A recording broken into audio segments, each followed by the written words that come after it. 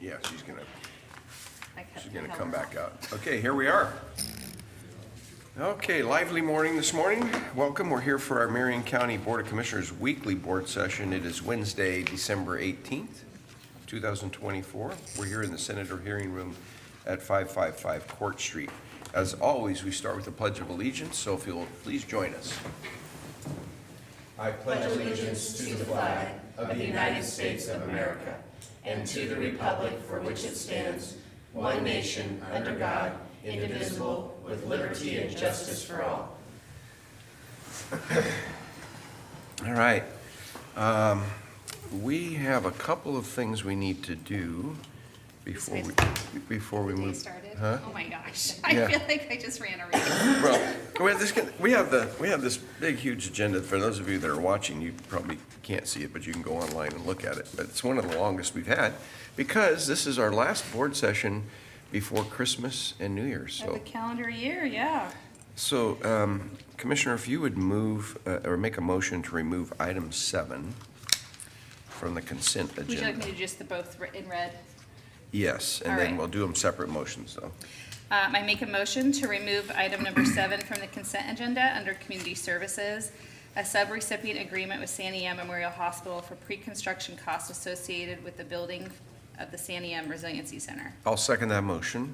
Any further discussion? Hearing none? Or do you want to say something? Yeah, I just want to say that we are in support of the project, but we're delaying it to understand more scope of the project and waiting for federal funding. I don't want any reaction from the communities if we're not trying to be supportive as we are. Good. Thanks. Got it. It'll come back around to Yep, us. probably All in the right. spring. So we have a motion and a second. Any further discussion? Hearing none. All those in favor signify by saying aye. Aye. Aye. Okay, so 7 is removed, and then we're going to add a motion, add an item. I make a motion to add the personnel findings and recommendations report to the consent agenda under human resources. And I'll second that motion. Any further discussion? Hearing none. All those in favor signify by saying aye. Aye. Aye. Okay. That will be there, and will be the last item on the consent agenda. Oh, no, it's no, not. It's sir. going to be It will before. not be the last It's going to be item. between 9, between 9 and 10. We have All right. 19 consent agenda items today. All right. Do we want to wait for Commissioner Willis? Is that? I'm reading it because I actually am faster than he is. Okay, that's what- There's a competition amongst us, and I can kick his butt in this space, so I promised Dan I would do it. I remember when I was in the legislature and Obi, in fact, I saw Obi last night, how fast he could read. Yeah. It was funny. Yeah. So, Do you want to wait for? you want me to let's wait? have public comment first, huh? Okay. There is nobody signed up for public comment, but want to make sure that anybody that does want to speak. Okay, so then we will move to the consent agenda. Nobody signed up for public comment. All right, I move to approve the consent agenda under Board of Commissioners, Item 1, OLCC application. Recommend approval, Barfly Investments, Inc., DBA Barfly's Grill, Salem, Oregon, and St. Jory Winery, LLC, DBA St. Jory, Salem, Oregon. Item 2, Board Committee Appointment, Mental Health Advisory Committee. Approve an order appointing Dean Howes to the Marion County Mental Health Advisory Committee with the term beginning January 1st, 2025, ending December 31st, 2028. Item 3, under Board Committee Appointments, Intellectual and Developmental Disabilities Advisory Council. Approve an order appointing Daniel Atzbaha, I'm sure I got that wrong, Atzbaha, to the Marion County Intellectual and Developmental Disabilities Advisory Committee with the term beginning January 1, 2025 and ending December 31st, 2028. Item 4, approve an order appointing Danielle Bethel as chair, Colin Willis as vice chair, and Kevin Cameron as second vice chair of the Marion County Board of Commissioners to serve from January 6, 2025 until the first Monday of January 2026. Item 5, approve an order establishing the committee and commission appointments for Marion County elected officials for 2025. Item 6, approve the memorandum of understanding with the Marion County Public Works to utilize American Rescue Plan Act funding in the amount of $400,000 for the ARPA Fargo Interchange Service District Sewer Collection Systems Improvement Project through December 31st, 2026. We removed item 7. Item 8, under Health and Human Services, approve the contract for services with Appalach Limited in the not-to-exceed amount of $175,000 for the consultation and creation of a digital marketing recruitment strategy and plan that is inclusive, efficient, and effective through January 1st, 2028. Item 9, approve an amendment number 1 to the purchase order with School Health Corporation to add American Rescue Plan Act funding in the amount of $314,730.25 for a new contract total of $691,230.25 for the purchase of generators and power stations for citizens in need through June 30th, 2027. There it is. Yeah, are we calling that 9B? Under Human Resources, approve the recommendation to establish and adopt the classification of Stabilization Specialist Code Number 376 and update the classification and uphold the pay grade for Class Code 093, Project Manager Senior. Item 10, under Information Technology, approve the purchase order with CVE Technologies Group, Inc. in the amount of $164,500.06 to provide network infrastructure maintenance, subscription, and support for fiscal year 2024 through 2025. Item 11, approve the purchase order with CVE Technologies Group, Inc. in the amount of $352,165.90 for the Information Technology Network hardware, license, and maintenance for the IT Network Equipment Replacement Program. Under Public Works, item 12, approve an order establishing the criteria that Marion County Public Works Land Development Engineering Permit staff apply for secondary access request as referenced in Exhibit A. Item 13, approve the construction contract with Alpha Environmental Services to utilize American Rescue Act funds in the amount of $289,738 for construction improvements in the Fargo sewer collection systems through December 31st, 2027. Item 14, approve amendment number 4 to the incoming funds supplemental project agreement with the Oregon Department of Transportation to increase federal funding in the amount of $755,000 and decrease county funding in the same amount with no change to the contract total of $10,495,955.46 for the Hayesville Drive, Northeast Portland Road, Fuhrer Street project through August 24th, 2026. Item 15, approve amendment number 3 to the contract for the supply and processing of solid waste with Reworld Marion, Inc., authorizing the limited operation of the waste to energy facility through June 30th, 2025. Under Sheriff's Office, item 16, approve amendment number 1 to the incoming funds intergovernmental agreement with the United States Department of Interior, Bureau of Land Management to decrease funds in the amount of $204,000 for a new contract total of $301,000 for patrol services on BLM land through December 31st, 2028. Item 17, approve amendment number 3 to the purchase order with Oxford House, Inc. to add $52,000 for a new contract total of $152,000 to continue to provide subsidy housing to clients of the Marion County Sheriff's Office through June 30th, 2025.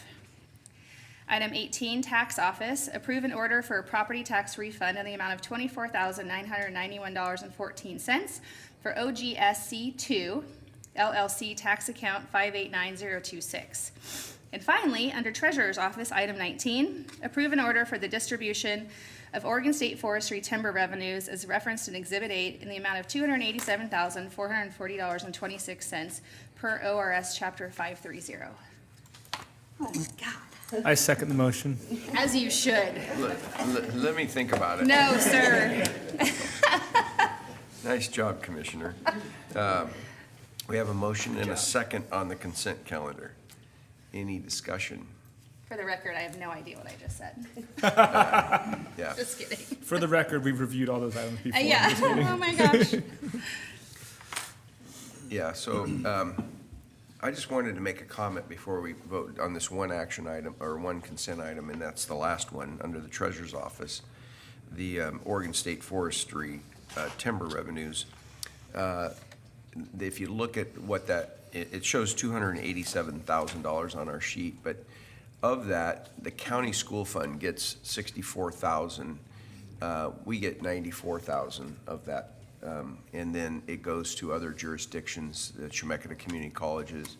Santiam School District gets $105,000 of that money. So when people talk about our state forests and the timber receipts or lack thereof, that's money coming out of those very, very important funds. That so that's why we we talk about making sure that we're doing sustainable harvest, and it's a challenge in our state to make that happen. So just some comments I wanted to make about that last item. I think one of these days we should have like a public work session, like a very public work session on natural resource industry and the challenges we face because of the lack of harvesting. Absolutely. And the wildfire impact as well. I mean, there's a dual impact there. Yeah, Right. health, all Yeah. that stuff. Okay. Any further comments about the consent agenda? Hearing none, all those in favor signify by saying aye. Aye. Aye, okay.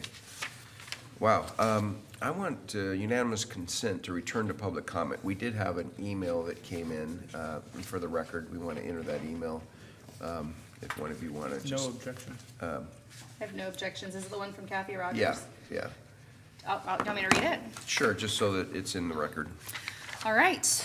On Wednesday, December 18th at 7:55 a.m., Kathy Rogers, a resident of the East Salem Service District, sent an email to the Board of Commissioners. Good morning, all. I have 2 requests for today's agenda. Under Public Hearing A, please ask the Public Work folks why they are asking for another increase in garbage rates, assuming these costs will affect the ESSD as well. Did we not have an increase in January 2024? Is this cost tied to the shutdown of ReWorld at the end of this month? Agenda item number 14 under Public Works, approve amendment number 4 to the incoming fund supplemental project agreement with ODOT for the Hayesville Drive project. Why? Is this because of accidents on Hayesville Drive Northeast, like the sidewalk intrusion into the roadway at Hayesville and Hayesville Court? Why hasn't someone informed this neighborhood regarding this additional construction? Thank you, Kathy Rogers, Hayesville Jannery neighborhood. Great. So just a comment, and I checked with staff, Lonnie, about item number 14, and that isn't the reason for that change in funds. It's just basically switching some funds from county to state. Same It's- project has it's not state- changed. It's county to federal, and it's an Federal, yeah. exact exchange. So we're reducing our investment county portion and Uh-huh. increasing our federal portion. So Yeah. Kathy, who I'm sure is watching for the record, there's no additional construction. It's just a matter of moving money shells around. Yep, same project. We And just want to then- make sure that those folks in Georgia get to contribute to our roads here in Marion County, right? And New York and New Jersey. Right. And then we'll get into the increase of During the public garbage hearing. costs during the public Yeah, hearing. Great, thank you. Okay, so we're going to go to our first action item. Under the Sheriff's Office. Morning, Mike.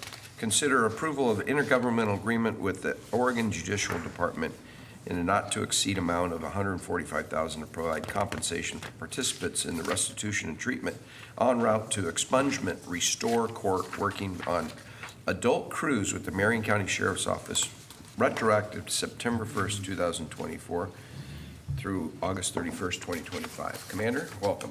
Thank you. Good morning, Commissioners. For the record, Mike Hartford, Commander with the Sheriff's Office. I'm here this morning to recommend approval of the intergovernmental agreement with the Oregon Judicial Department and the Sheriff's Office. This agreement allows the Sheriff's Office to transfer revenue earned by participants in the Restore Court work crew to the Oregon Judicial Department, enabling them to pay participant restitution while completing their community service.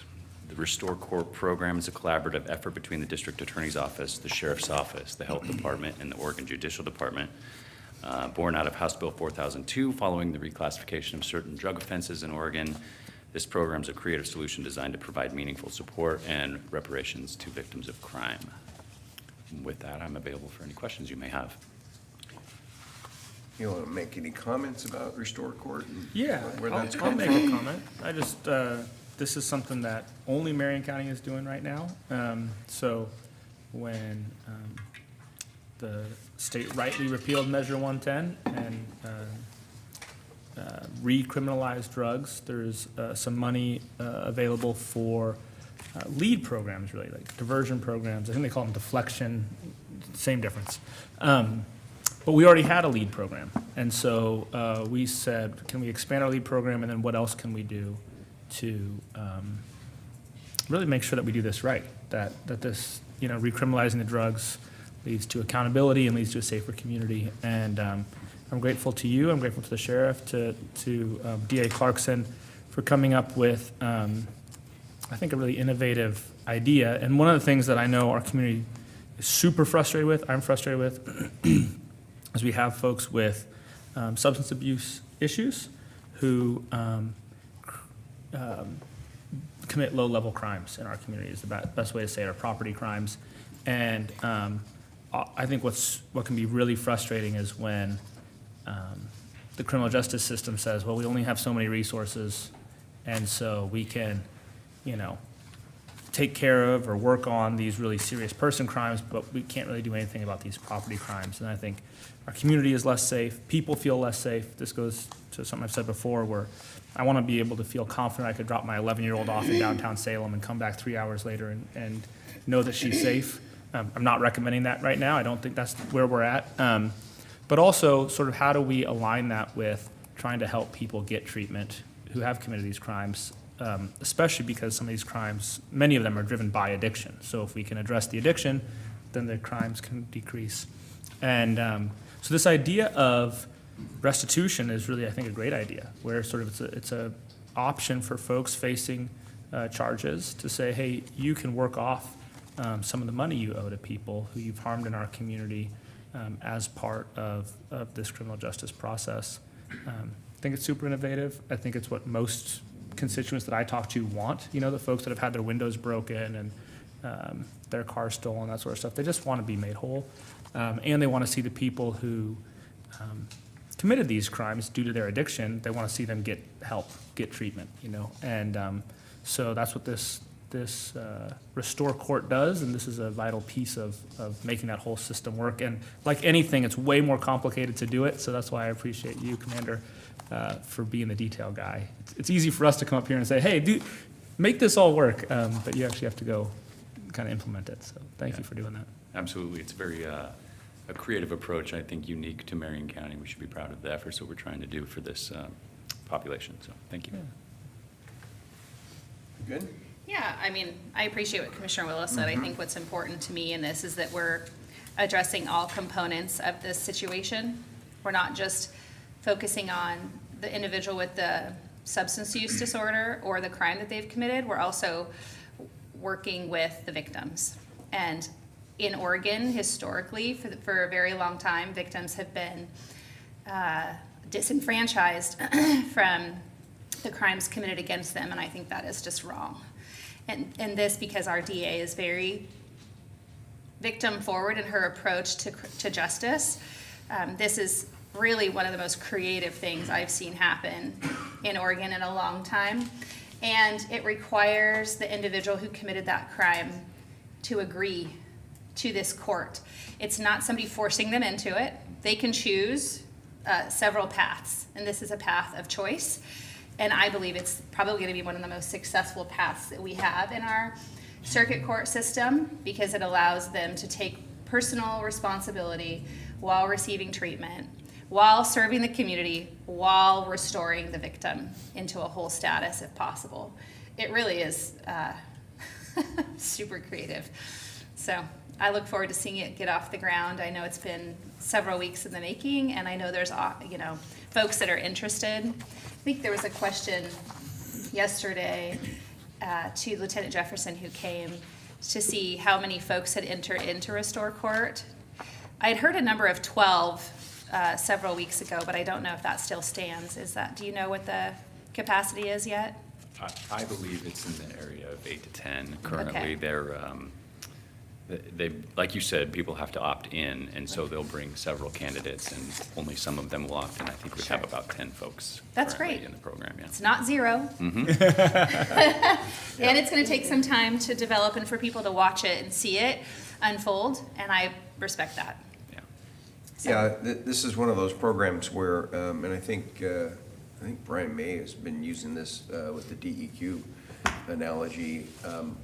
We're not flipping a switch here, we're just kind of cranking up a dial. Sure. It's going to take a while to get to where we need to go. And there's certain people who don't qualify for this too. Right. And they're being held accountable in other ways. But it's another creative program that Marion County has, over the years, that even before me, has been way out front in a lot of things. And it's because our district attorney, our sheriff's office, Our circuit their court courts, judges. our courts, they all work together, juvenile, everybody's working together to try to make our community safer. So appreciate what you're doing, Commander, and I guess I'll take a motion unless Yeah. something else you want to say. Mr. Chair, I move that we approve the intergovernmental agreement with the Oregon Judicial Department in the not-to-exceed amount of $145,000 to provide compensation for participants of the restitution and treatment en route to expungement court working on adult work crews with the Marion County Sheriff's Office retroactive to September 1st, 2024 through August 31st, 2025. I second the motion. A motion and a second. Any further discussion? Hearing none, all those in favor signify by saying aye. Aye. Aye. Motion passes. Yeah, I found out the commander and I have something in common that when we were down in Eugene, I had a restaurant in the basement of the Eugene, I guess, Lane County Public Service Building down in Eugene. And he was working for the sheriff's department. I probably served him coffee down there. Didn't probably. I'm sure just coffee. Yeah, yeah. Thank Good you. to see you. Yeah. Okay, under Public Works, consider approval of the construction contract with Knife River Corporation to utilize the American Rescue Plan Act funding in the amount of $353,770 for Parkdale Park Improvement Project through June 30th, 2025. Good morning. Another guy with a great name. Another Kevin. Kevin Thompson, Public Works. Shane Allison, Marion County Public Works. Welcome, The capital Shane. projects section is helping the Parks Department with the design and construction of this project. There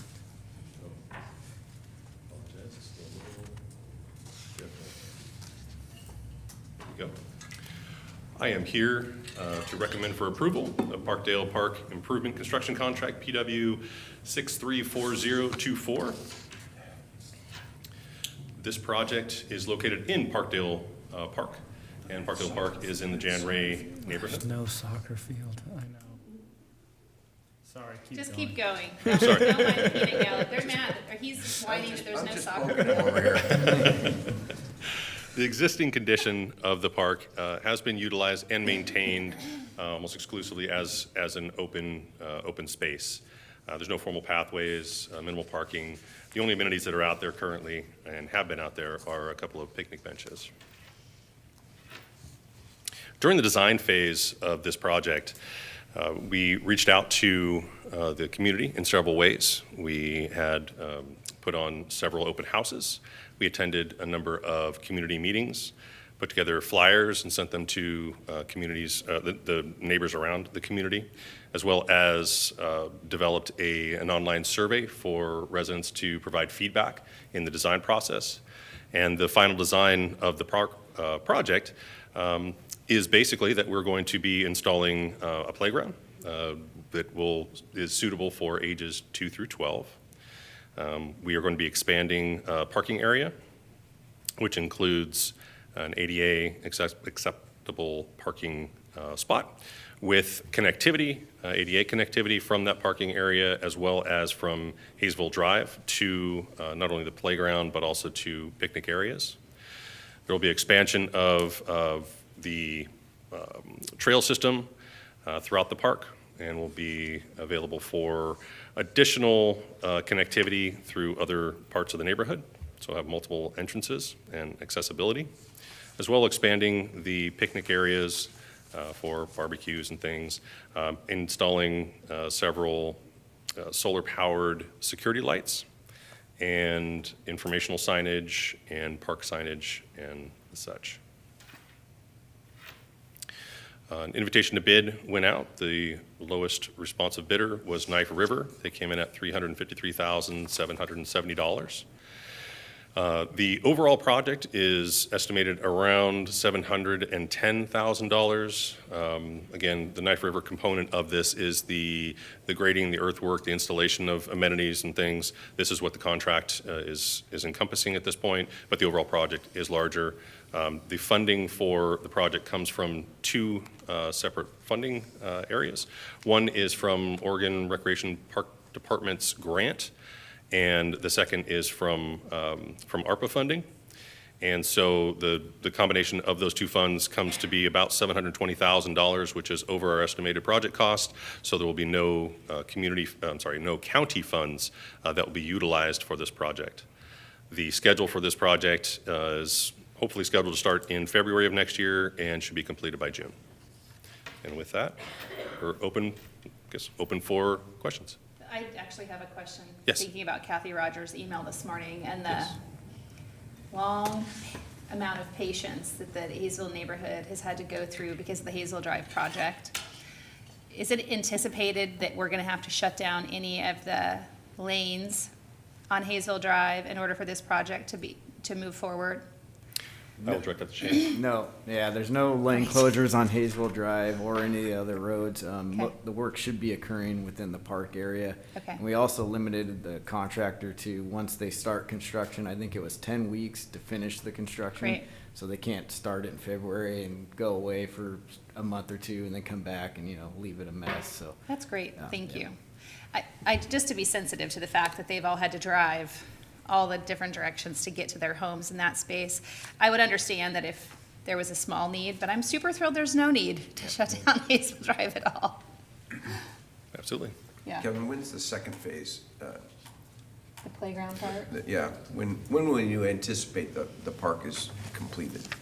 Anticipated to be in June of 2025. That's when, oh, I'm sorry, we're calling this first phase, you're saying, and second phase is to build up past this? Yeah, Or you can unpack that for us, because we're gonna approve a contract for the earthwork.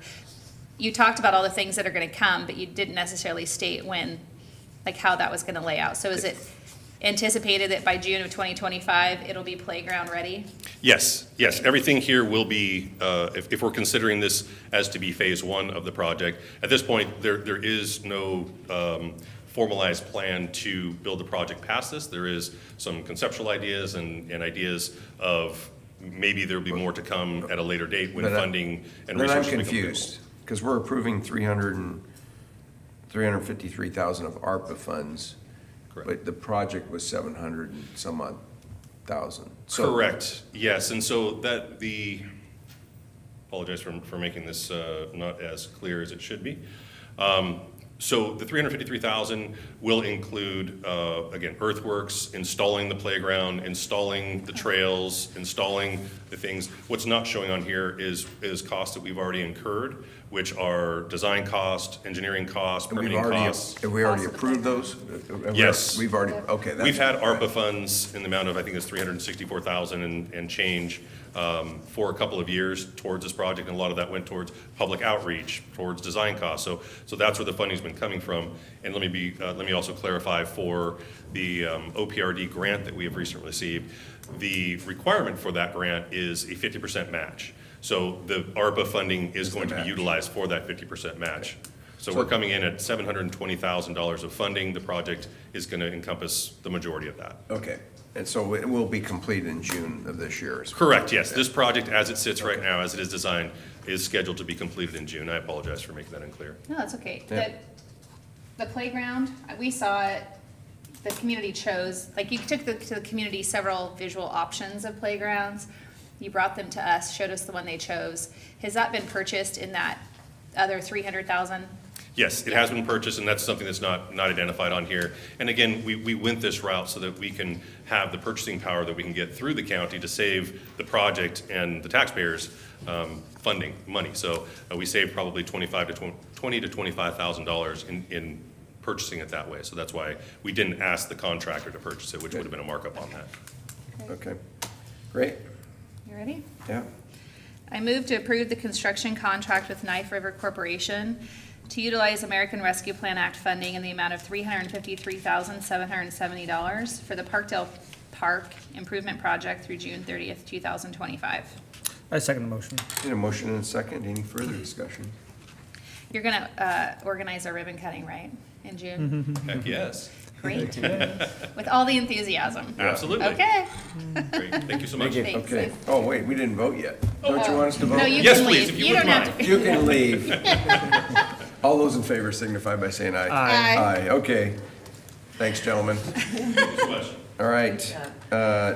Next item is to consider approval of amendment number 3 to the standard professional services contract with Keller and Associates to add American Rescue Plan Act funding in the amount of $1,308,631 to conduct preliminary engineering design for Phase 1 of the ARPA Brooks Hopmere drinking water improvement and wastewater projects through December 31st, 2026. Good morning, Chris. Good morning, Commissioners. For the record, my name is Chris Einmo with Marion County Public Works. Here to present Amendment 3 for your consideration to our contract with Keller Associates for engineering and other professional services on the Brooks water and wastewater projects. So this proposal would raise that contract amount by about $1.3 million, bringing it to a total of $1.87 million. This is all a planned and budgeted expense in the water project. We're using a phase contract so that we can adapt to some of the complexities of the project and make it work entirely within ARPA funds. So this would be an expense that has no impact to county local funds. Everything would be paid for entirely by the county's federal ARPA award. And this would take us to a design milestone of what we call a GMP ready set, so that's a guaranteed maximum price. It would be a plan set that progresses from our current conceptual design to an engineering plan set that the contractor can then take, and we would negotiate a maximum price to deliver the construction. That would also give the contractor a set that is essentially ready to go out for bid to solicit all the subcontracts needed and procure all of the equipment. This design takes into account a number of value engineering and cost-saving measures we've looked at. It would be using a steel tank instead of a concrete tank for cost savings and some other measures on the water campus, while still giving us the necessary fire flow and pumping capacity for the entire build-out of the Brooks Community District water system. It would also extend the main lines, those main transmission lines that carry the high water flows out from the water campus as far as the current water customers are now, with the intent to extend that later. And then it would extend some of the distribution system to replace older lines for those existing customers. But the intent would be to pick that up later with future phases of a project to extend that much further for the district. So this design would be essentially a set that is more or less, it would be suitable to determine all the parameters of construction, but then there would be some minor tweaking as we get to a final design. So this would be kind of a permitting, regulatory, and contractor set. We typically call this about a 60% design, although it's in reality it's a little bit further along. And so this design set would allow us to also make the decisions needed to procure property for the water campus itself, and to also determine all the connections that can be made within that area.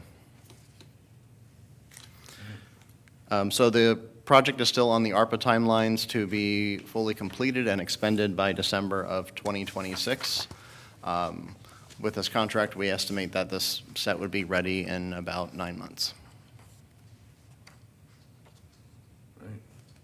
The plans will be ready in 9 months. The set, yes, the everything basically ready, packaged for negotiation of a GMP. And then it's like go time, huh? It's go time for construction. Okay.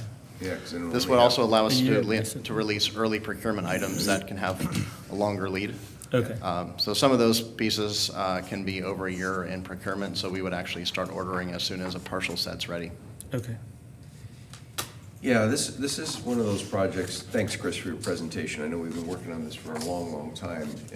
We started with our Economic Development Department doing surveys out there and finding out what the community needs to be successful. And this is one of those projects, I know when the ARPA money came in, we all looked at each other. I know what I said, hey, I want to make sure this is invested because it's on the back of my grandson. Right. And that we're investing this in things that will be there for him. And I can imagine, he's 9 now. By the time this is built, he may end up living out there someday, you know, so, and getting water out of, in his house as a result of this project. So that's how we were thinking about a lot of these investments we made, and I know you've come on board and are leading this one and the sewer project and all those things that are long-term investments, and I think we're pretty wise in what we did with these funds, so thank you for being a steward of taking care of it. Appreciate it. It's nice seeing our community assets improve, isn't it? I mean, we had to do all this work. Now it's almost 5 years ago, right? And we're just now starting to see the things actually get Fruits. built. Yep. Yeah, Good. so that's kind of nice. I'll take a motion, Commissioner. Okay. Mr. Chair, I move that we approve amendment number 3 to the standard professional services contract with Keller Associates to add American Rescue Plan Act funding in the amount of $1,308,631 to conduct preliminary engineering design for Phase 1 of the ARPA Brooks Hopmere Drinking Water Improvement and Wastewater Projects through December 31st, 2026. I second the motion. In a motion and a second. Any further discussion? Hearing none, all those in favor signify by saying aye. Aye. Aye. Aye. All right. Thanks, Chris. Thank you. Appreciate it. Okay, item 23, consider an appeal of a hearings officer's decision granting conditional use, case number 23-043, Tammy Perez. Good morning, Commissioners. So today before us, we have an item here to consider accepting an appeal of the hearings officer's decision approving conditional use 23-043 for Tammy Perez. This was for a non-farm dwelling. Austin, if you could just introduce yourself for the record. Oh, yeah, sorry. Oh, yeah, thank you. Austin Barnes, Public Works, Land Use Planning Division. So Tammy Perez applied for a conditional use permit to place a non-farm dwelling on a 2.17 acre parcel in an exclusive farm use zone located in the 1200 block of Masher Road Northeast, just outside of Silverton. The request was approved by the planning director and subsequently appealed to the hearings officer. The hearings officer held a hearing on March 21st, 2024, and issued a decision approving the request on November 8th, 2024.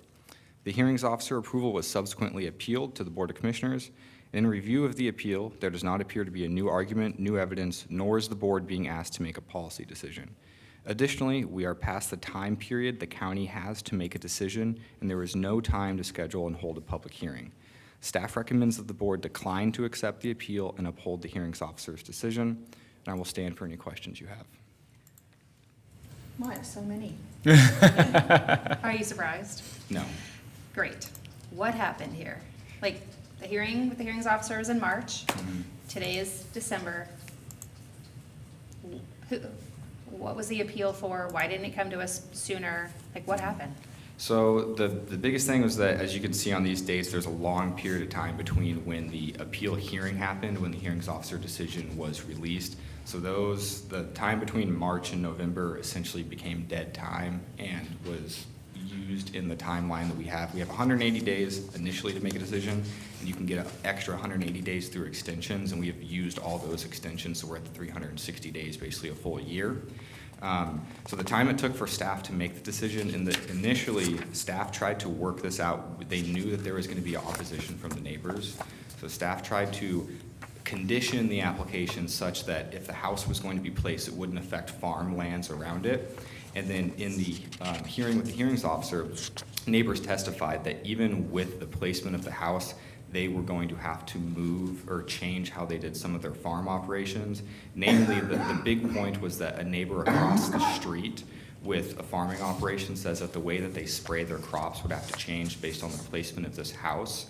The hearings officer didn't necessarily find that substantive evidence to deny the application because that parcel that said they'd have to change their spraying also has a house that is directly next to the crops they already spray and that they live in. So those sort of competing interests wasn't enough to deny the case, so it was approved. You know, there was other things raised by the neighbors, but that was the main one, is that the changing of spraying for their farm operation. And it took the hearings officer a long time to sort of weigh that evidence and to come to a decision on this one. And that's why we sort of don't have the timeline anymore. So, I have concerns about the process not necessarily about, I want to learn more about the kind of the substance of the decision, but I think it's not okay for basically the board not to have the ability to take an appeal because the statutory time has been run. And it seems like, I don't know all the details, but it seems like the hearings officer sort of took a long time to issue the decision after the hearing. Is that right? The hearing was in March and the decision wasn't done until November? That's correct, yeah, exactly right. Seems out of practice. That seems though. not, that seems not great. not normal. Could Yeah. you look into that, or have you looked into that? Yeah, so this is obviously a situation we don't want to have come up again. This is not how we want to administer our land use permits. And we have spoke with Steve. Steve actually brought this up to us when he came on board, and he said one of the things he wanted to do and was going to talk with our hearings officer about was that speeding up the time these decisions came out. I don't know, Steve, if you want to speak to this at all, but it was sort of discussed if we could get hearings officers' decisions out in about 3 weeks, that would be really beneficial for us and the applicant so that we don't have these time constraints. I don't know that I want to get in the weeds on that right now, because I don't feel like I have the ability to have all the information as I'm supposed to as a commissioner in this particular space to be supportive or unsupportive. I mean, there's a lot of people who are frustrated by this. I appreciate the spraying concept, but I also understand the land applicant's need or want, maybe not a need, but a want. And typically we'd be able to ferret that out during a public hearing, and we've not been afforded the opportunity. So I'm just not comfortable with that. And I'm also not really clear on how the hearings officer has the right to put us in this situation. So I kind of look to you, Steve, for like a recommendation to me, because I'm not really comfortable making a decision without being able to give the public their space in front of the Board of Commissioners to make this final decision, which I know can be appealed, which is very costly to everybody involved. So can we define first what is the decision before us today? Sure. Yeah. The decision is whether or not to accept the appeal. So if you decide not to accept the appeal, the decision would be final. Upholding the planning directors and the hearings officers' Correct. decisions. Yes. And the appeal is from the opponents who are frustrated about their farming practices needing to change. Yes. That's correct, yeah. And any appeal will then be to LUBA.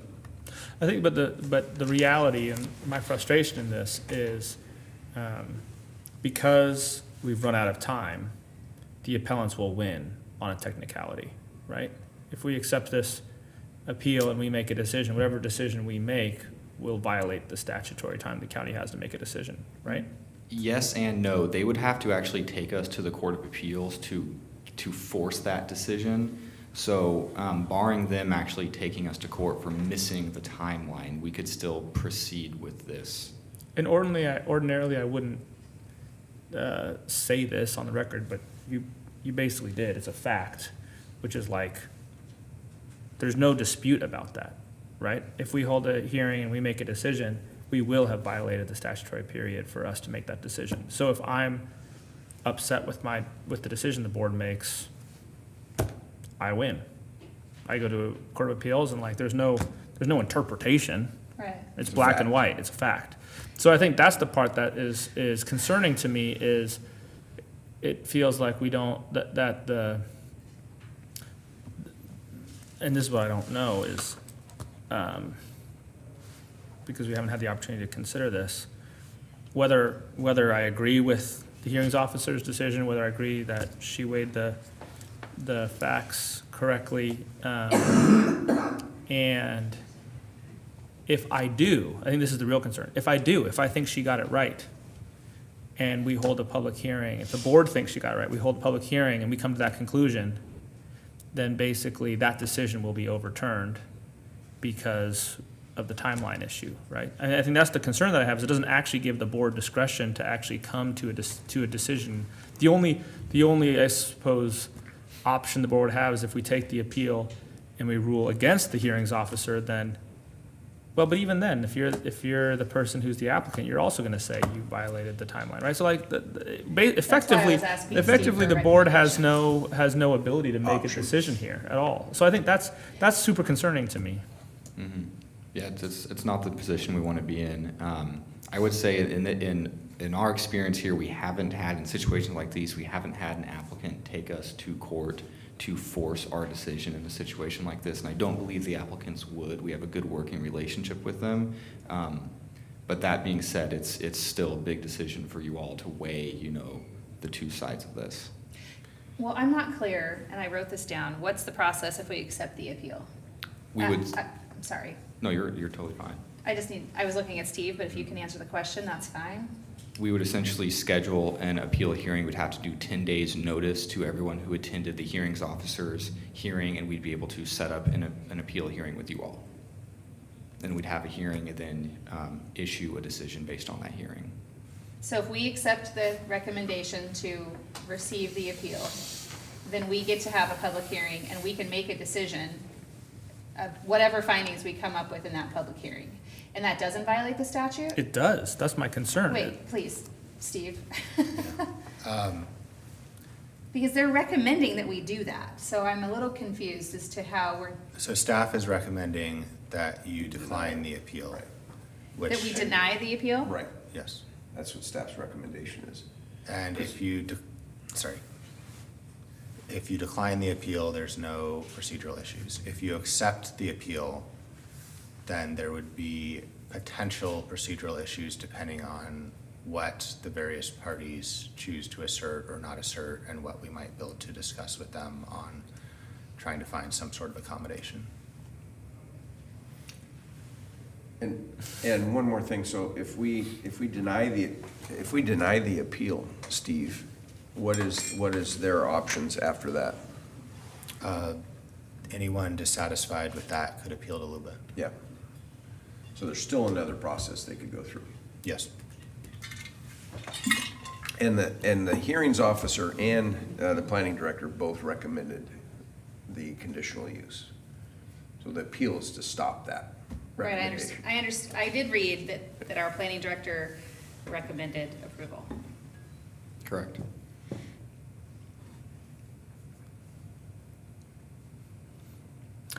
I'm just really concerned that the parties in this case don't actually have, even though our process is you have the right to appeal something to the Board of Commissioners, I don't think they really did in this situation.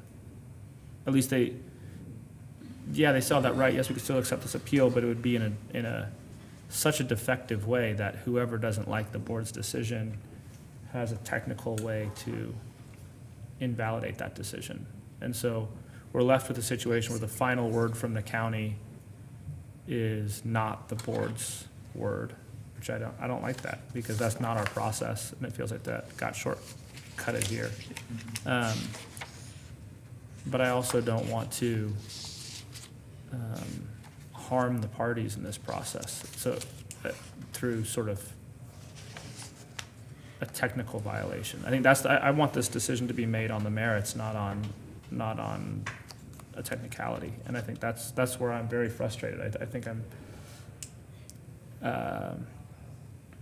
I'm leaning towards accepting staff's recommendation to not accept this appeal, because I don't think it's fair to the parties, because I'm convinced that the decision that would be made, no matter what decision that we make, the final decision by the courts would be made based on technical grounds, not on substantive grounds. And I think that's unfair to the parties who have put time and energy into arguing this case. But that feels really bad to me, Austin. Like that's not fair. That short circuits our process in a way that's really not fair to our constituents. So I don't really know what to do about that. Well, I think that we, as a commission, need to meet with the planning director and staff to talk about the unacceptable situation that we're in with the hearings officer in a very separate situation, because frankly, it's infuriating to me.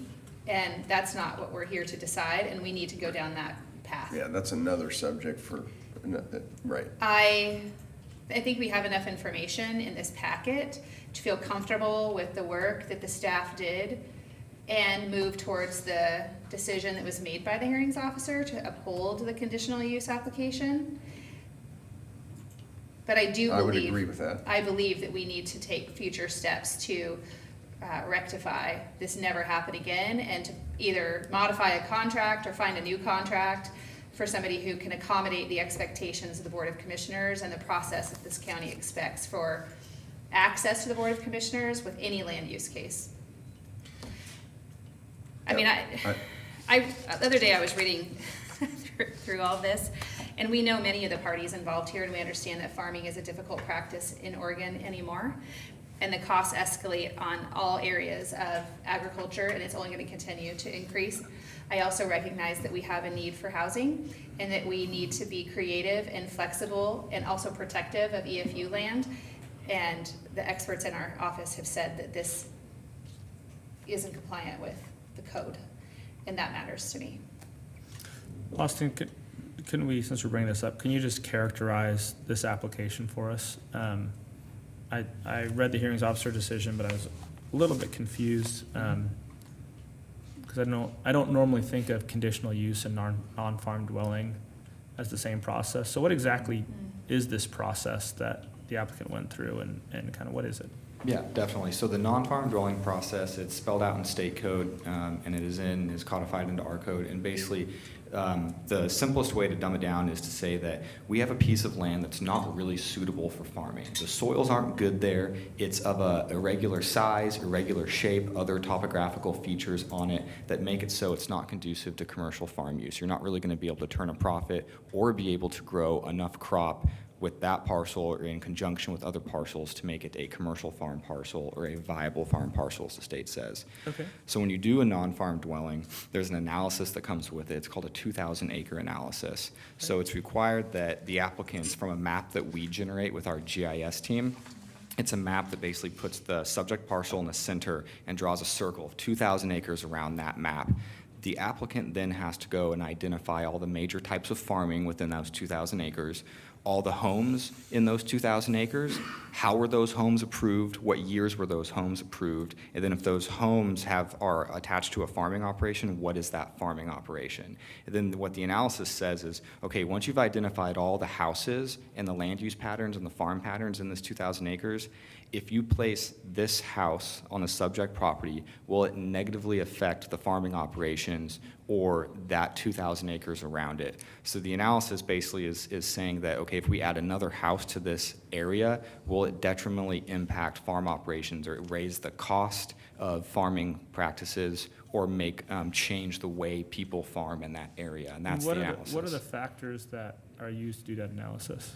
So the main ones are that what the code says is that the use shall not increase the cost of accepted farming and forest practices in the area, shall not significantly adversely affect water impoundments in the area, groundwater in the area, or create other dust, fumes, odors, noises, traffic that would negatively affect the area, or it would go over the carrying capacity of the land or the roads in that area.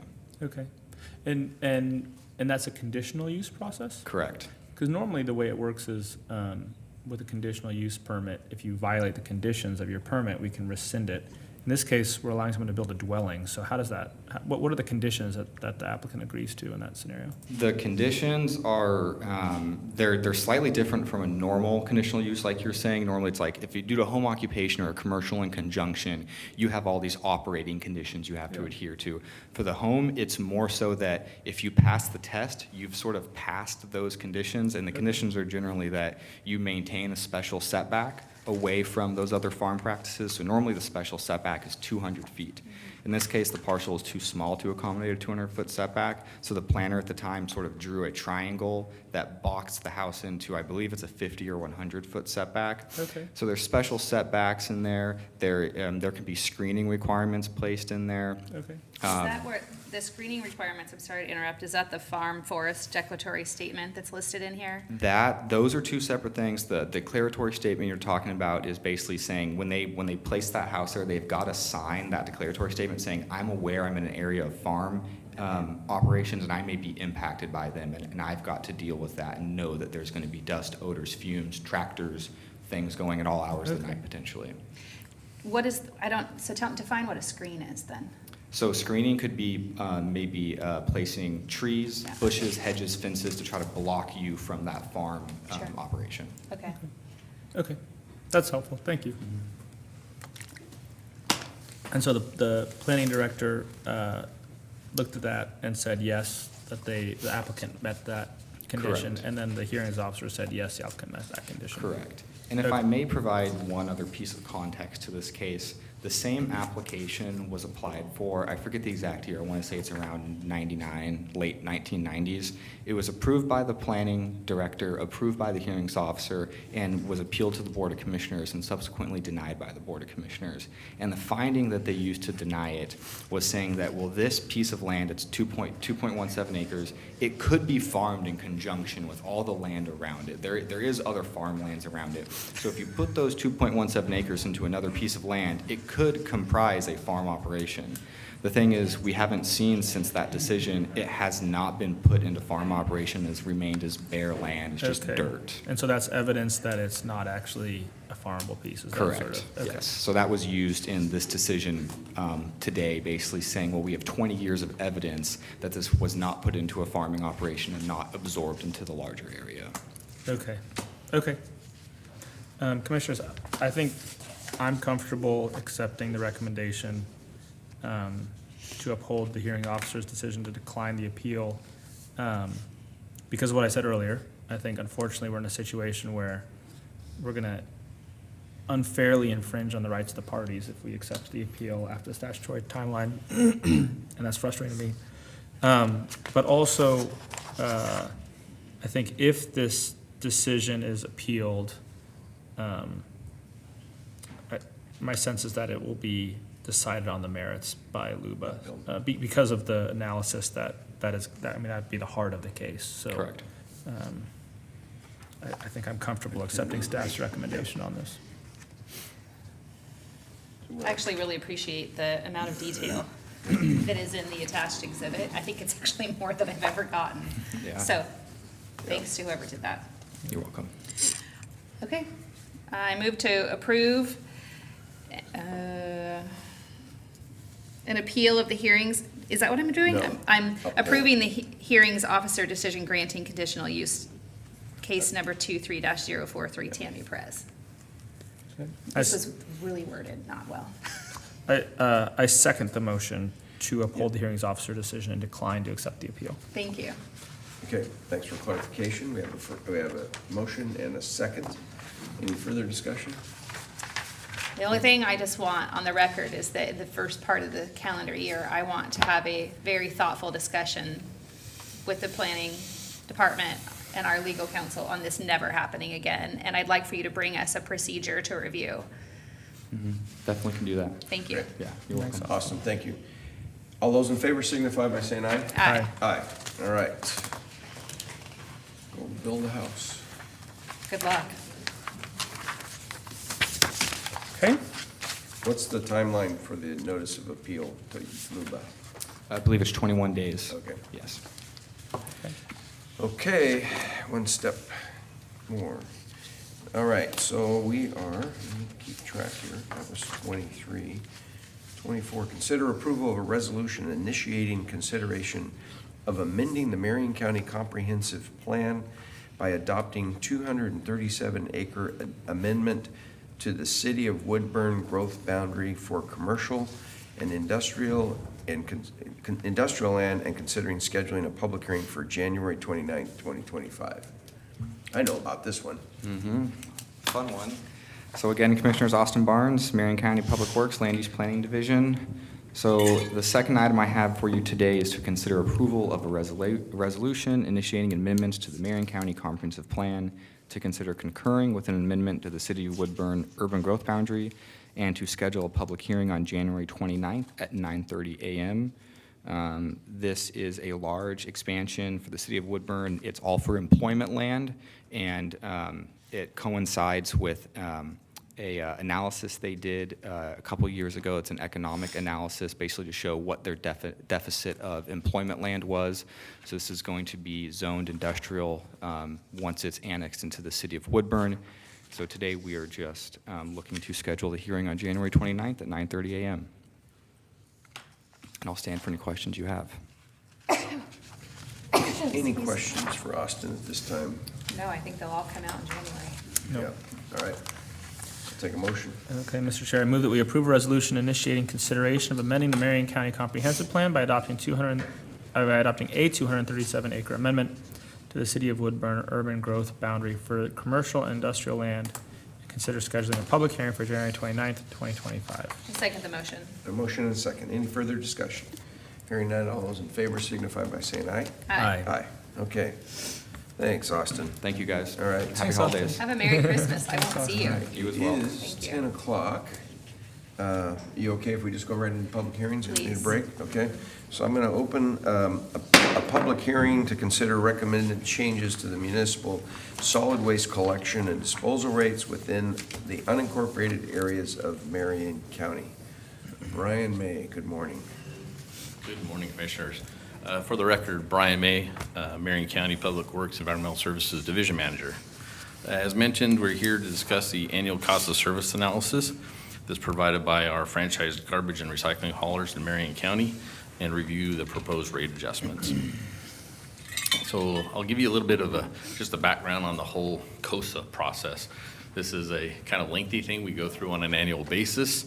Starting in January and February, all of our 8 haulers provide reporting documentation and detail of their prior year operations. So this is for 2023, where that details number of lifts, collection, costs, expenses, everything that's associated with performing their business within Marion County.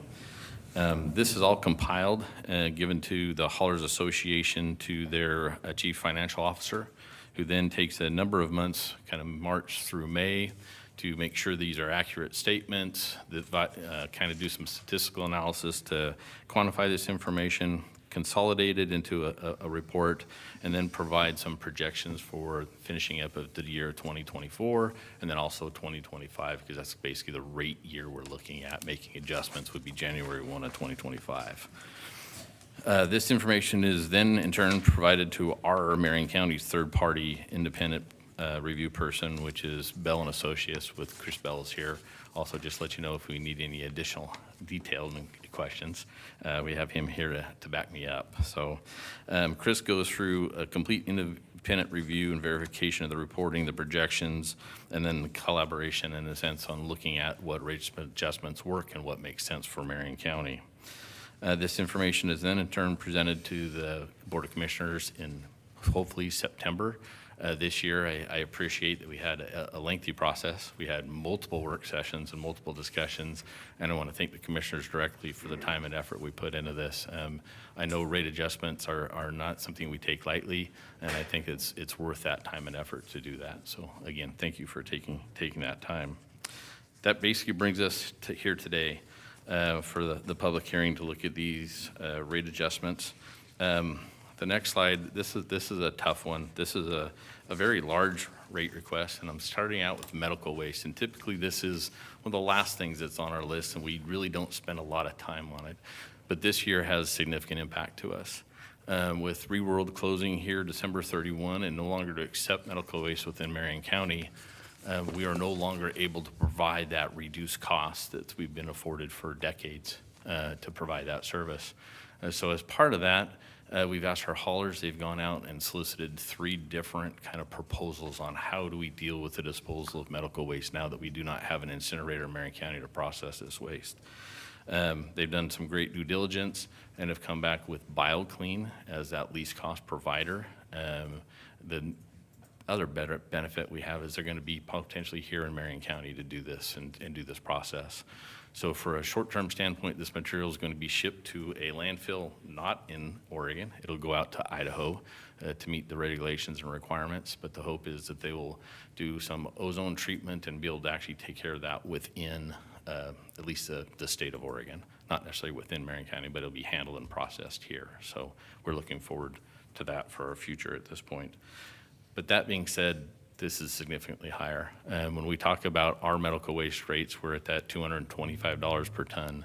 This is an equivalent of $1,000 per ton to handle medical waste. So significant increase. So we're looking at approximately a 70% increase as the rates you see on the screen. So much, much higher. I'll go on to the next and talk more just specific. You're gonna say it. Okay, I'll wait, but I'll say it. Okay. Okay. The next part is looking at our normal garbage and recycling adjustment. The percentage increases you see on the screen are driven, again, by all that data collected and consolidated. The main drivers are just labor adjustments. Medical waste benefits for our haulers group are continuing to increase at approximately 5% annually. Fuel is fluctuating. We are seeing actually some benefits and some decrease this year, where we're not seeing as significant of an increase. Disposal charges, there are no garbage disposal increases. When we talk about actually tipping rates at the waste energy facility, et cetera, knowing that we will be looking at that in more detail, and I appreciate, again, the commissioners holding on this until we have a kind of a much further and long-term plan instead of a short-term reaction that could adjust rates for our residents and our businesses. Outside of that, also in disposal, we have the recycling numbers, and this is where we've been kind of trending all over the map in the last 3 to 5 years. There is some work being done at the state level with the Recycle Modernization Act that hopefully will, here in 2025, 2026, see some rate stability by what they're looking to implement. So hopefully this won't become a discussion as part of our coast in the future as much as it's a steady, flat discussion as we move forward. Back to the screen, the information provided, the urban area, we also know this as the East Salem Service District, so it's that UGB area within Salem. We're looking at a composite of 2.35%. In percentages, about 2.5 for residential, which when you look at our standard 35-gallon cart, you're looking at about a 78-cent per increase per month is what that equates to. We talk about containers or commercial business at a 1.46% increase. That's about $2.15 per month for a 2-yard container. And we got into the drop box or the industrial, the large containers. We're looking at almost 4% at 3.98. And for a 20-yard box, kind of the standard box, it's about $23 per haul that we see that increase. There are some notes here. Another adjustment is to what we call that Zone 2 rate. So we're trying to do zonal rates because of just the cost associated with hauling these large boxes in time. There's an increase of $33 for Zone 2 from the 5 to 15 air mile radius, and that's of the waste energy facility or primarily Brooks is our center hub for disposal. Looking at the rural, the unincorporated areas of Marion County, we're looking at a composite of 2.39%. Again, on the residential side, 2.5% increase. Again, for a residential 35-gallon cart, that's about 81 cents per month. For container or businesses, commercial business service, a 0.58% increase for 2-yard containers, about 92 cents per month. And then the drop box rate at the 3.9 is basically tied into that same $23 per haul increase for the 20-yard box, and also the same rate adjustments for the zones, because those carry out into our rural areas. Any questions you have? I don't have any questions. Well, I know there's like a hot comment coming. Oh, that's I very looked at her and I very said- appropriate. I said, are you going to say it or I'm going to say it? I'm going to go back to the medical waste and want to thank the 70% increase on our wonderful legislator from this area that passed Senate Bill 488 that basically put the stake in burning medical waste, taking care of our own medical waste here in Marion County. Now we're going to ship it off to someplace else. And we're going to charge our already tough hospitals that are on small margins, et cetera, in this area, hospitals and doctors, they're going to be paying that. I know it's only a small percentage of what they do, but it's another one of those little things that keeps adding up. So, yeah, we've got a bill over there that would hopefully fix some of this, but I don't know where we're going to go with it. We'll see. But go ahead. I know you want to say it too. Well, I think it's important for the public to understand that if you don't if you're not thoughtful about the things that you purchase and how those things are processed, then you pay for what you get. And we have ample programs in Marion County for folks to learn how to purchase appropriately, know what they're purchasing, what those materials consist of, and how those materials are processed. Not just in Oregon, but in the United States. And Marion County has been unique in many ways, and for almost my entire lifetime, we have been the most unique county in the state by having a waste-to-energy facility.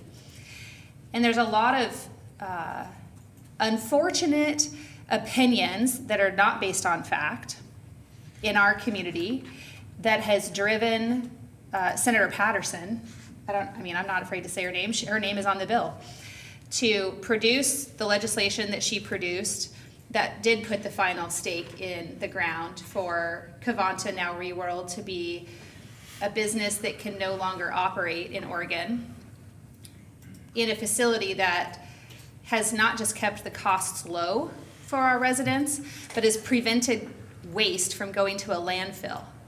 There's a lot of science. Over 100,000 tons a year. A year. Yeah, there is a lot of science around the harm landfills impose, and there's a lot of science around the benefits that they produce. The same is true for waste-to-energy facilities. What would have been ideal for somebody who's elected by the residents of this community would have been for her and her colleagues to want to have a thoughtful conversation and a partnership to actually produce a solid waste system that could benefit everybody. The partisanship in this space is ridiculous, and I find it to be so short-sighted. The process that's going on at the state level for the Oregon Recycling Modernization Act, I finally got it right, is interesting to me. But what I appreciate about it is that they have many people at the table. It's not just a one-sided conversation. But there's going to be costs that come with that. And we have been going through a process for the better part of 2 years since knowing that Senator Patterson wrote that bill to try to figure out how to implement and design a solid waste processing system that holds individuals accountable. Like, you can pay for whatever you want. Like, you can get all the trash you want and you can pay for it to be picked up on the curb. That's your choice. But we're also trying to be really thoughtful about the education piece, the partnership piece, and the safety piece. I'm never going to sit up here as a person who lives in this county and breathes the air in this county and believes that the air quality index that seems to be touted around the waste-to-energy facility is 100% its responsibility, because I-5 is literally a stone's throw from its front driveway. Nobody wants to talk about that and the carbon emissions that come from the vehicles in that vicinity and the agriculture challenges of the pesticides and the diesel fuel, et cetera, that create that air index. It's again short-sighted on her part, and now our residents have to write the check in order to maintain what they've had for a long time. And I challenge her this next 2025 session to put on her thinking cap and to come to the table with this Board of Commissioners and our environmental partners and our solid waste partners to figure out how we can provide the best service possible and also produce energy in a climate that has a reduction in access to energy for our residents. This is probably one of the most frustrating topics I have dealt with as a commissioner. And it's only because we've got a bunch of Democrats in the legislature that they aren't forced into a conversation, and I think that's disgusting. So, thanks for letting me say my piece. I knew it would come out at some point in time. I just can't believe it. I'm going to keep this public hearing rolling. Did you finish your presentation? I did. Thank you, Commissioner. Okay. Commissioner Karen, if I could, I just want to add that waste-to-energy facility is super popular Oh my here gosh. in Marion County. 87%. It's all your. Everybody I talk to is like, what are you doing to save Covanta? And, the problem is, if the state legislature says no, there's only so much we can do. And I think that's the frustration here, is this is not the opinion of 3 commissioners that a waste-to-energy facility in Marion County is a great thing. That's the opinion of the vast majority of people in Marion County. And the fact that some sort of ideological crusaders in Salem, in the state capital, can thwart the will of the majority of people in Marion County is super frustrating. Sorry, I just wanted to, No, you Yeah, Kinda adds please to join that. the bandwagon, No, sir. I just think of, I'll get to this, because nobody has signed up for public comment. I just wanted to make sure we're still in a public hearing. But I do want to say, you know, I was in Europe 2 years ago, almost a year and a half ago, in Italy. They had like 20 some odd waste to energy facilities. They don't put this stuff in the ground. They use it either to produce steam and manufacturing, or produce steam to produce electricity. And it's just, I can't understand as we fight, especially in Marion County, because we're the #1 ag producer in the state. We have all this great fertile land. There's no way we're gonna put this stuff in some piece of farm ground or mountain or whatever. And yet, you know, I've had these discussions, and I've been down participating with Benton County in their challenges down there with their, I know what I call it, but their Landfill? Landfill. I call it the dump. Yeah. And anyways, their challenges, and I hear people say, well, we just need to do zero waste. And I go, where is that happening? It's not happening anywhere. Now, a zero waste initiative, and in fact, I had this conversation with my wife the other day. She goes, you know, I'm getting the trash ready to go out on Tuesday yesterday. So Monday night, she goes, we need a bigger trash can. And I said, no, we just need to live with what we got and reduce all this stuff. You know, boxes come every day from, never mind, I'm not gonna, she's Yeah. not watching. So Cardboard's recyclable. the though. cardboard's, Put it in the blue but bin. there's stuff inside it, right, and all that. So I think, you know, having our citizens understand, and I think most of us want to be good stewards of what we have, and we try to reduce and we try to reuse. Those are the first two things. Then we recycle. But you're gonna have, I have the smallest one possible, you're gonna have something left over in today's society. So what are we gonna do with it? And if we turn it into energy, it just makes sense, and someday put the ash into the road bed somehow, we're almost 100% recovery at that point in time. I think the other thing to think about is what a good financial investment it has been from the people of Marion County. So, Right. and is it 1980 that the, 86. 86, Yep. the year I was born, that it got built. And I remember reading this and thinking like, wow, what a big risk that the people of Marion County took, taking on those bonds, investing in this facility. But it's been a phenomenal investment. I mean, the amount of basically revenue from that facility coming in to help keep rates low in Marion County has been phenomenal. And it's been a huge advantage to the people of Marion County. So not only is it the best way to manage waste, not only is it good for the environment, but it's also been really good financially for the taxpayers. It's been a good investment. Yes. And so, yeah, I think that's something that is a real challenge for us going forward is when you have a system that's built in part on generating electricity, turning waste into energy, using the revenue from that to help support the system, what do you do when that no longer exists? That's a real challenge. Yeah, and we're still navigating that. Back to the costs, though, I do want to make sure that we talk a little bit about the small percentage increases on the, when did you go back to the slide? The residential, the, Curb, yeah. yeah, commercial and industrial. So we had a resident, I read into the public comment earlier today, but this, for her public hearing comment, Kathy Rogers is asking specifically around why these rate increases are occurring, and she asks, didn't we have one in January? And the answer to her question is, we review this annually, and we review it annually starting, I want to say in August as a commission. There's a fair amount of work done before that. And then typically in December every year, we have this public hearing to decide whether or not we want to honor the requests of the haulers to do a rate increase. And then that rate takes effect, as the slide says, January 1st, 2025. So yes, in January 2024, there was rate increases. And we're now considering the current request. To be clear, we are not honoring the exact request of the haulers. They had a higher rate increase request of the commission, and we had at least 3 work sessions with the haulers, maybe more, but I recall 3 specifically, where we spent a fair amount of time in the weeds, if you will, with the haulers on their needs and the analysis of information that they collect and then provide to Chris Bell. I just want to say on the record, I appreciate the time that staff and Chris and the haulers have provided to the commission. I think it was very fruitful for me. I've been in this role for 4 years, and every year I learn more and more. But this year, I mean, we've had more conversations on solid waste than anything else.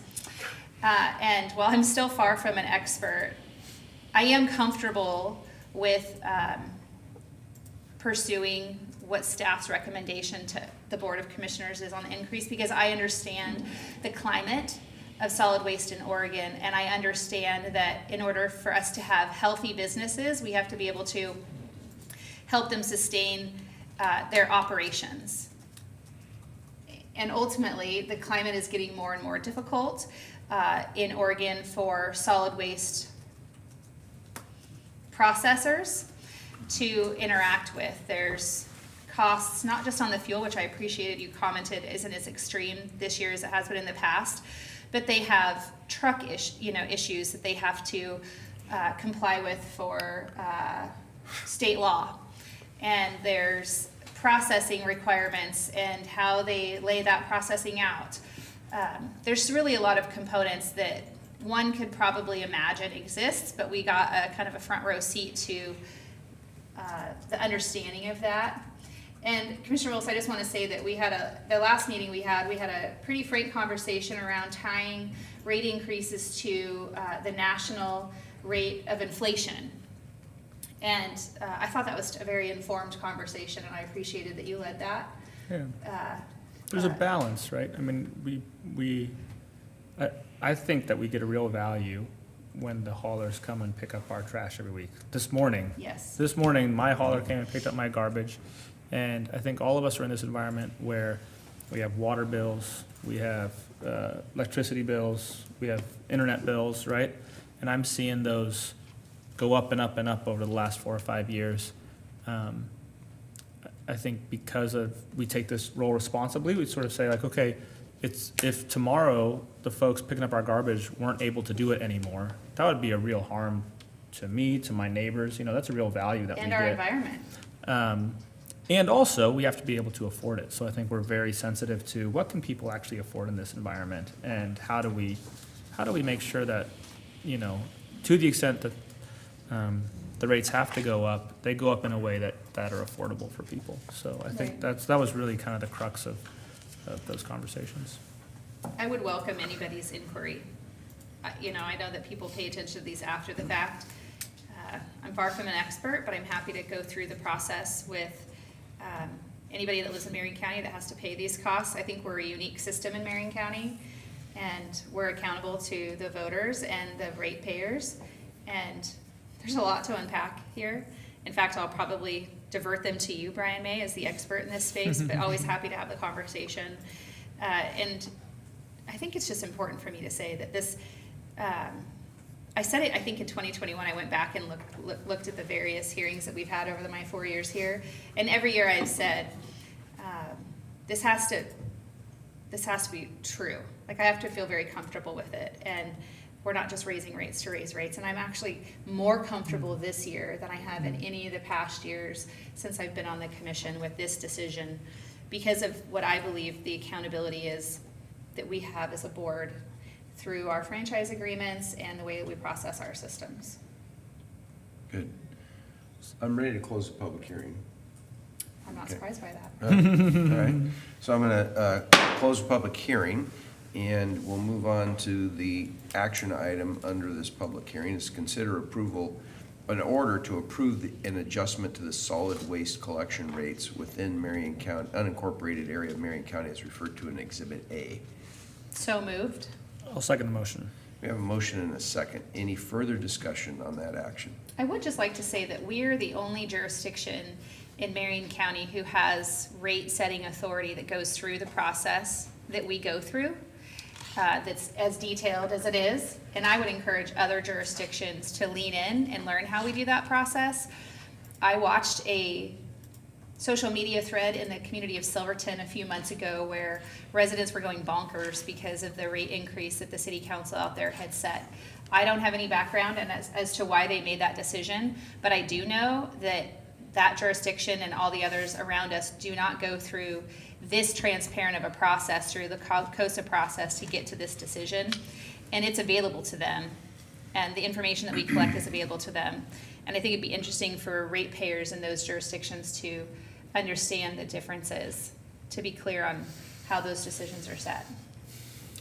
One of the things that, see, we have a motion and a second, right? Yes. So further discussion, one of the things that I think Brian and I are working on, and Tony, is what is our SWAMAC gonna look like? Our Solid Waste Management Advisory Committee. And part of that is, I sent some recommendations over to you yesterday or day before. Part of that is involving the cities more in what we're doing and helping us get educated what their challenges are. And I think that process that you just described would be one of those things that we could help fold into that advisory committee, because we'll have, right now we're looking at making sure the cities that are over 4,000 population are involved with that, and having some elected officials and some staff in that process will be helpful. So we'll be working on that, yeah. So we have a motion and a second to approve, the adjustments in the collection rates. Any further discussion? Hearing none, all those in favor signify by saying aye. Aye. Aye. All right, so that's done. And we will open another public hearing. Thanks, Brian. Another public hearing, consider amendment to the Marion County Public Land Corner Preservation Fee.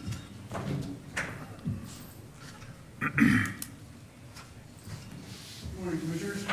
Morning. For the record, Kent Inman, Marion County Surveyor. We For are the- here to discuss and seek your approval to make adjustments to the County Surveyor's Office fees.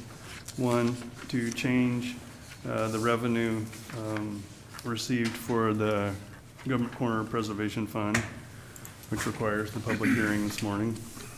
Two, to approve a new fee for covering the cost of our customer service that we provide to the public. And three, to approve the revised fee list for the Surveyor's Office, revising Marion County Code Sections 3.15010 and 3.20020 by ordinance. And I want to just talk about quickly what the Surveyor's Office, what we do. We serve the public, maintaining compliance with Oregon revised statutes, review surveys and file maps, review partition, subdivision, and condominium plots, assist the public and other departments and agencies, process road vacations, manage government corner program. We're funded by survey fees for the public, county road fund, public land corner preservation fund, and general fund contributions. And for the record, Lonnie Radke, County Engineer. Just want to give you a little bit of a timeline. In 1989, Marion County adopted a $10 fee, which is allowed by ORS 206-148. This was adopted for the Public Land Corner Preservation Fund, or from here on out, we will continue to call it the Corner Fund. That's how we usually refer to it. In an ideal world, we would have sufficient staffing to be able to do a lot of this work. As Kent identified, it is one of the responsibilities of the Surveyor's Office, but as we've discussed with the commissioners, there has been a great shortage in supply of licensed professionals, and survey has been hit hard as far as professional land surveyors and the supply that's out there. So we've had a hard time keeping up with our staffing, and as a result, we haven't been able to accomplish as much of the corner work as we would have liked to. So that's left us with a balance. We've continued collecting this money, and it is important work that we will need to do, but we've been collecting the money, and we have a balance.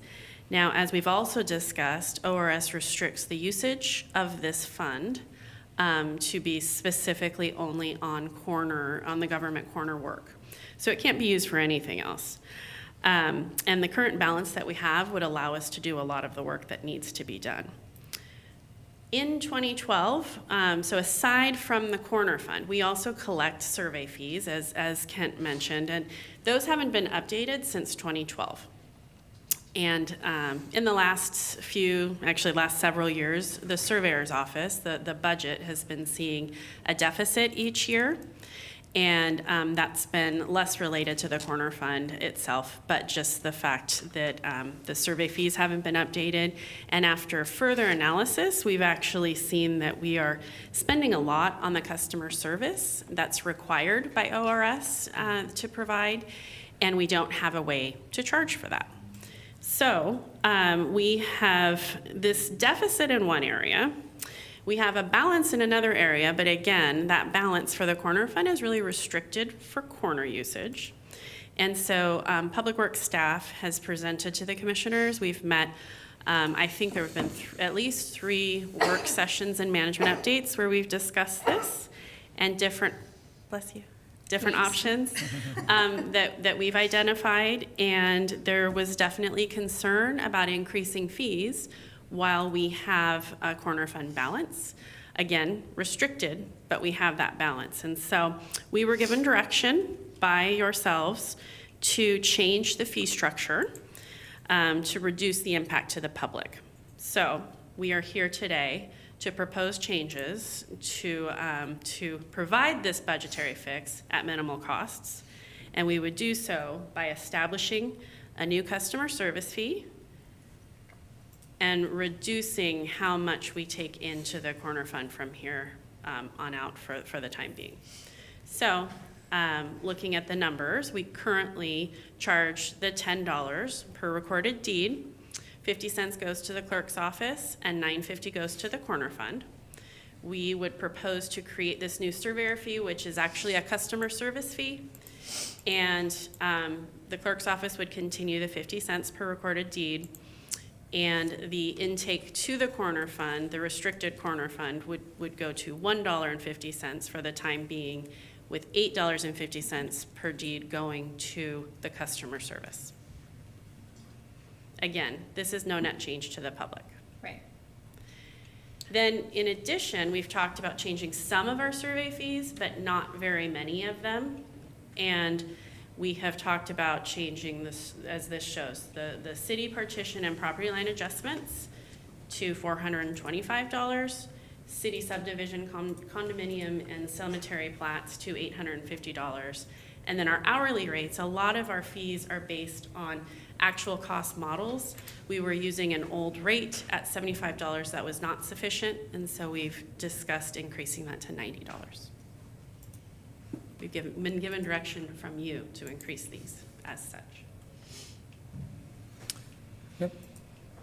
This makes sense to me. I appreciate the swap of fees. We had a lot of money in one bucket we couldn't use for something else, and so I think that's a good thing to do.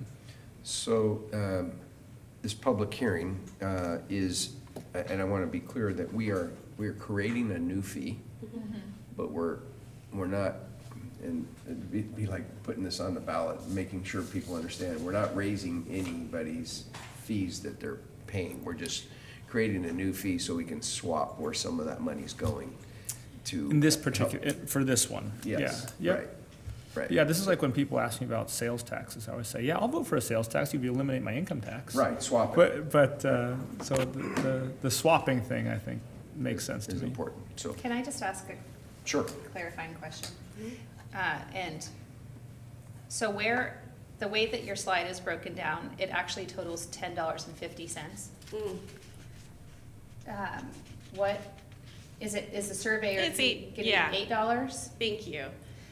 It is $8. I apologize for that. Yes, thank you for that. No problem. Oh, on the one column, yeah, Yeah. it does, yeah, okay. Okay. Good Thank catch. you. All Good right. eyes. I had help. Okay, Thank you. Sorry. all right. So if we're okay, nobody has signed up for public comment. I will go ahead and close the public hearing.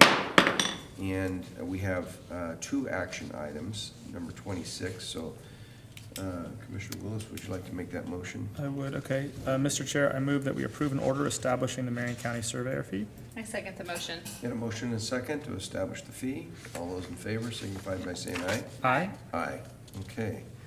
And then the next one is by emergency, consider approval of an ordinance amending the 3.15.010 and 3.20.020 of the Marion County Code relating to fees for county surveyor and declaring an emergency.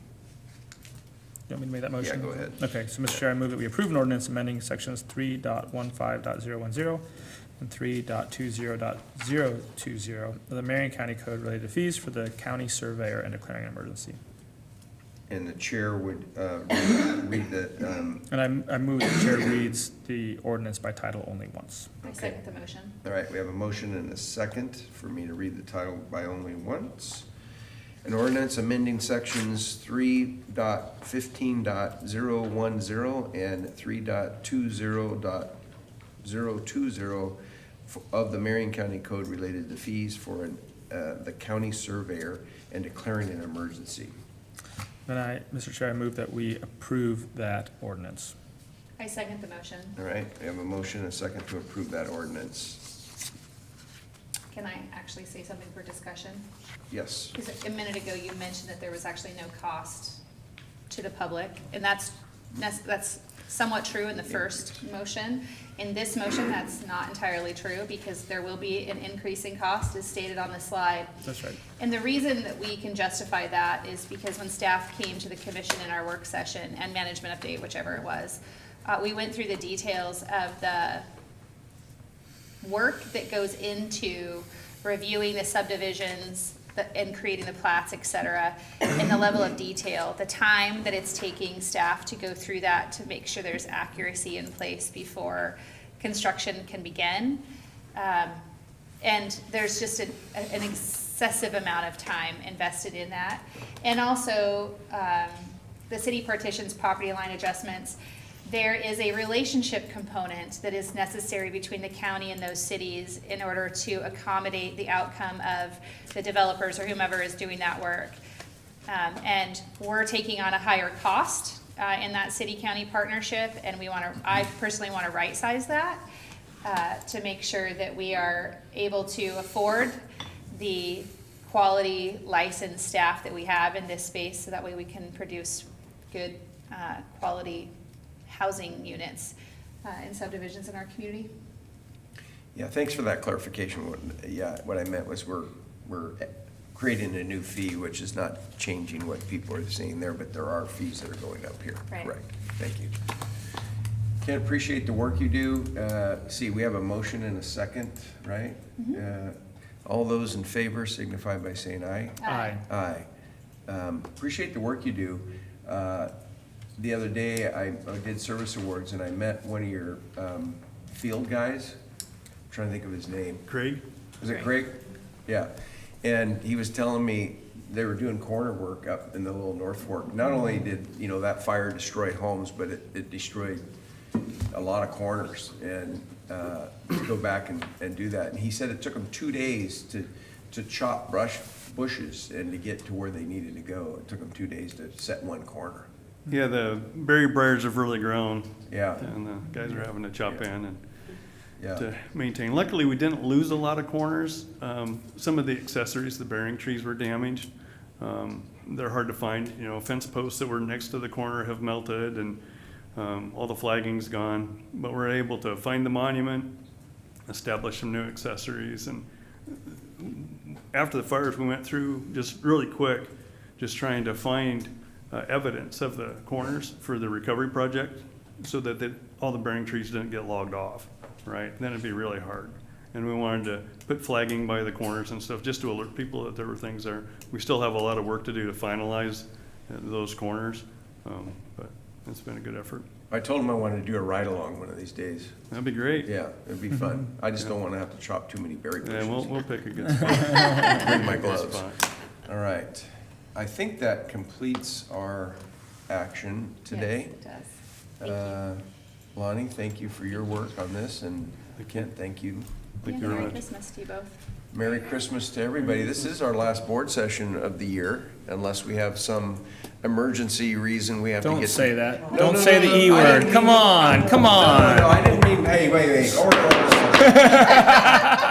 I didn't mean it in that way. I meant that there was something that we didn't get done today that we needed. I think we had a lot to get done, and we got it done, thanks to There may be staff. something that pops up between now and January or December 31st is what my point is. But yeah, oh, good. No emergencies like that. Well, Commissioner, before we close out this board session, I just want to say thanks for your leadership this year as the chair. It doesn't go unnoticed to those of us that aren't showing up on time to all the meetings and running the meetings, and I'm speaking for myself. I'll speak for myself too. Pretty proud of yourself. Pretty proud of myself. This morning, I pulled into the garage and there was no cars downstairs, and we're still on camera, folks. So, yeah, I just don't want it to be over talked. Anyway, I was the only car in the 3 spaces, and I have my daughter here today. And she goes, "Are they not here?" And I said, "Well, first of all, there's no way I beat Commissioner Cameron to the office." So he got dropped off, and for sure Colin will be here eventually. I did. I had to take my car in for service today. And I called yesterday, and usually they're like 3 weeks out. And they said, "Oh, we can get you in tomorrow morning." So it worked out great. So Yeah. I was here. I was up in the Yes, office. you were. Yes, you were. Thank you for Doing everything you've done this whatever. year to keep No, us you're on welcome. track. I do enjoy it. Thank you. Yeah, thank you. Yeah. Yeah. Well, appreciate it. The sheriff and the undersheriff Yeah. are here to take Hey, we're pictures still with on. us. I'm very interested in We're these. still on camera, so maybe I should, I should take, speaking of being a good chair, just take the prerogative to call the sheriff and the undersheriff up. Well, They look You so are good cute. together. On camera. They look so cute. Come on, Come gentlemen. on. You gotta share your When you cheer. walked You gotta in the share door, your I was like, share your Christmas cheer Somebody got pumped. Is this with the ugly- public. The, Wow, look at that unicorn. I know. With green fire coming out of Mr. Chair, its you mouth. have to be careful. You can't call it ugly. You don't know if that is the way that I want it to I read. think it's beautiful. I think it's beautiful. I put those words back down and I started to He's say it, and I swallowed. thought, I didn't want to offend anybody. So tell us about your sweater. What is it? Well, most of you all know about my I connection do. to unicorns, and so this was my attempt at bringing Unicorn Christmas forward. Unicorn Christmas. It was really an office thing downtown. It was a team building, so the entire downtown staff is wearing sweaters today of their choosing, and then there may be a Starbucks on the line for who could produce the best sweater. Okay. Yours is Jay- gonna be I hard to think yours beat. is the front Yours is runner. gonna be hard to beat. Well, Jay Can the boss win, though? Jay ordered his when he was 20, and he's now wearing it today. Whoa, that's not something we can say on the record. No. I think it fits you well. Well, one of the things that's fun for me is you guys are both very serious professionals, and it's so fun for me to see you guys in holiday cheer. So good job. Good. Just to be clear, they walked in during that land use conversation earlier, which was a great distraction to the seriousness of that topic. And I thought somebody had to have been punked. But I appreciate that you're all participating. I started this morning, so I was teaching nationally this morning, so I was on a Zoom, and I waited till like the last second, and then I had created my background, and it had the tree and the stockings hung, and boom, I jumped on this, and it created a distraction for about 5 minutes. You do know that today we are actually doing a filming on House Bill 4002. Is not appropriate. I mean, you do you. I'm just letting you know. There's going to be the district attorney and some judges and some commissioners, and we're going to be airing it countywide. On top, down below, and I have a different shirt that I will throw on before this afternoon. But no, it was much more celebrating our staff. Yeah, that's great. And our staff very much got into it with Waffle Wednesday. We've got a mug exchange that'll be going on here at 11:30, and so good. seeing them all come together, and if I could get this kind of support out of the undersheriff, he still has not seen the commander's sweater. Oh.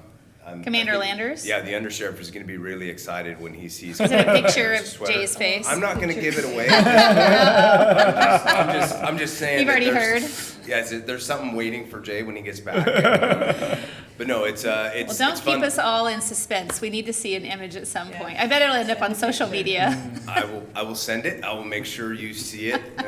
But no, just we do, and I think the comment's good. We do a lot of serious things, Yeah. and we chase a lot of serious problems, and we have a lot of serious discussions. And it's fun just for a minute to step back and just enjoy the moment, enjoy the season. enjoy the fantastic people that we work with, and give them something on the lighter side. I tried to get Commander Hartford. He does have a sweater, so he was just wouldn't wear it here. he was given approval that he could wear that to board session this morning, but he chose not. So you saw him in a shirt and a tie, and we're gonna go back and see what his sweater now looks like. The other one you might want to see is Commander Bernard, so I'm waiting to see what he found for a sweater, but that might be just about as entertaining as the undersheriff.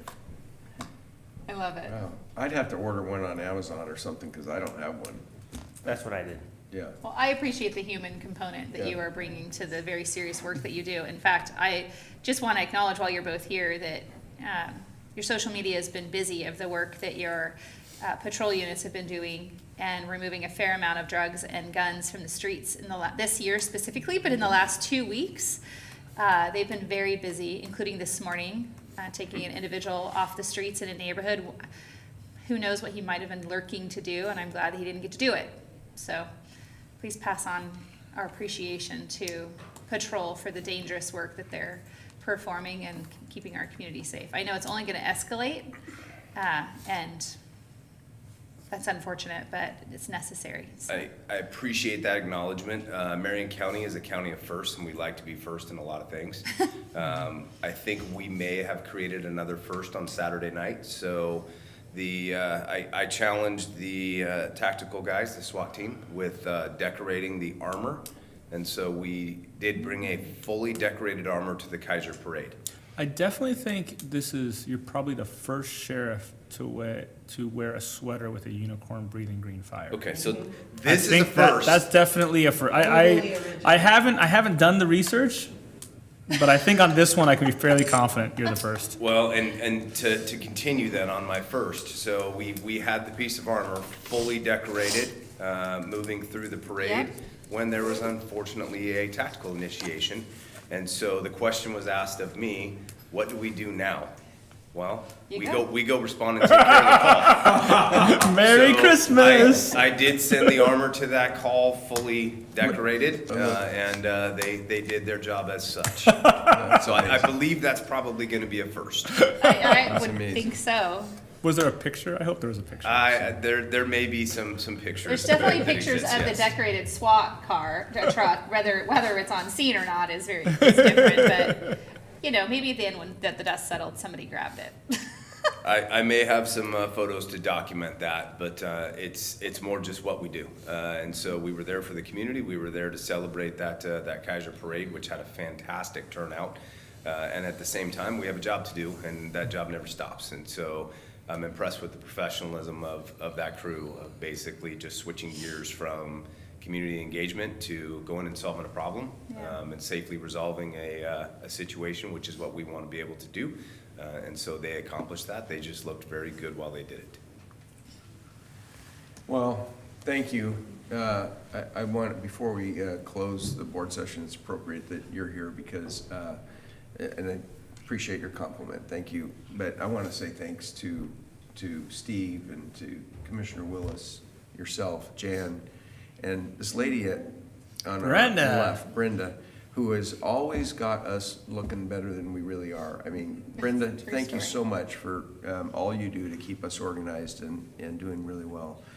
But I want to close this last board session with our mission statement, that we serve the public to protect, promote, and to enhance quality of life in Marion County. And everything that you do and the people in the sheriff's office and all our departments fill that mission statement. And it's an honor to serve with Commissioner Willis and Commissioner Bethel here to provide whatever it takes to meet that mission statement, leadership and accountability. Some of the things that we're going to work on next year. Transparency. And as we close this board session, I just want to wish the public and all of the people who work and serve the public a really safe holiday and enjoy that time with your families. And that's great that you're having fun today because we do know how serious you take your jobs and what a great job you do. So I just want to say thank you and Merry Christmas. Merry Christmas, And we didn't do a holiday greeting this year, did we? I bet it's on the way. Yeah. At some point, John will be sending us the letter that he Yeah, sent out. so if we're ready, I'll go ahead and close the board session. Wishing everybody Merry Christmas and a Happy New Year. We'll see you back here on, I think it's January 8th is a Wednesday? Yeah, Yes. okay. Well, until then, signing off.